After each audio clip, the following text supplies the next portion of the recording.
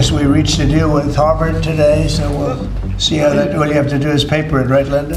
ইসরায়েলে হামলায় ধ্বংসস্তূপে পরিণত হওয়া ফিলিস্তিনের গাজায় শান্তি প্রতিষ্ঠার নামে নীল নকশা সাজিয়েছেন মার্কিন প্রেসিডেন্ট ডোনাল্ড ট্রাম্প। শান্তি প্রতিষ্ঠার কথা বললেও তার দেওয়া প্রস্তাবে ইসরায়েলের স্বার্থের ছাপ পুরোপুরি স্পষ্ট।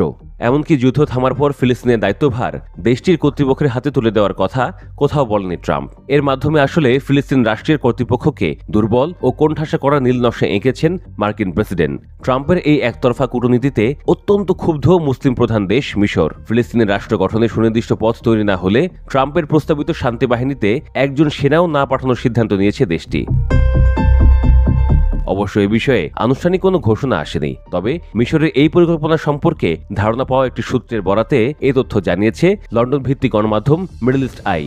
সোমবার গাজা নিয়ে নিজের পরিকল্পনা প্রকাশ করেন ট্রাম্প। যুক্তরাষ্ট্রে ইসরায়েলের প্রধানমন্ত্রী বেনিয়ামিন নেতানিয়াহুর সঙ্গে যৌথ সংবাদ সম্মেলনে ট্রাম্প বলেন, আরব নেতারা গাজাকে সামরিক মুক্ত করতে এবং হামাসকে নিরস্ত্র করতে একমত।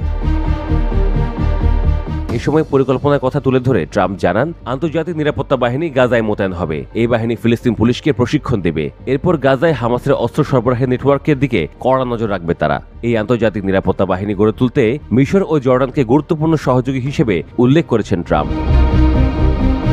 অথচ মিশর এসব শর্তে রাজি কিনা তার দেশটিকে একবারও জিজ্ঞেস পর্যন্ত করেননি মার্কিন প্রেসিডেন্ট।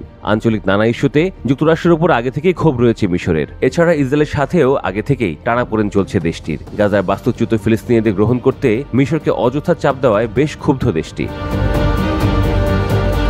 এতে করে গাজা নিয়ে আলোচনার জন্য ইসরায়েলে নিযুক্ত মার্কিন রাষ্ট্রদূত মাইক হাকাবিকে মিশর সফর বাতিল করতে বলেছেন মিশরীয় কর্মকর্তারা। এদিকে মিশরের অসন্তোষের মধ্যেই ফিলিস্তিনের নিরাপত্তা বাহিনীকে মিশরের ভূখণ্ডে ও জর্ডানে প্রশিক্ষণ দিচ্ছে যুক্তরাষ্ট্র। এই নিরাপত্তা বাহিনীকে দাঙ্গা নিয়ন্ত্রণ ও সন্ত্রাস দমনের প্রশিক্ষণ দেওয়া হচ্ছে, যাতে ভবিষ্যতে গাজায় এই নিরাপত্তা বাহিনীকে মোতায়েন করতে পারে যুক্তরাষ্ট্র।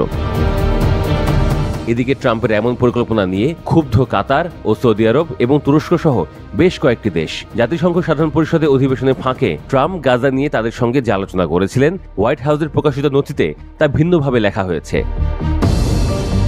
ট্রাম্পের পরিকল্পনা অনুযায়ী পূর্ণ সংস্কারের পরই কেবল গাজার শাসনভার নিতে পারবে ফিলিস্তিনি কর্তৃপক্ষ। অথচ একটি ফিলিস্তিনের রাষ্ট্র গঠনের নিশ্চয়তা চেয়েছিলেন আরব নেতারা। তবে ট্রাম্পের পরিকল্পনায় এর স্পর্শ কোনো নিশ্চয়তা নেই।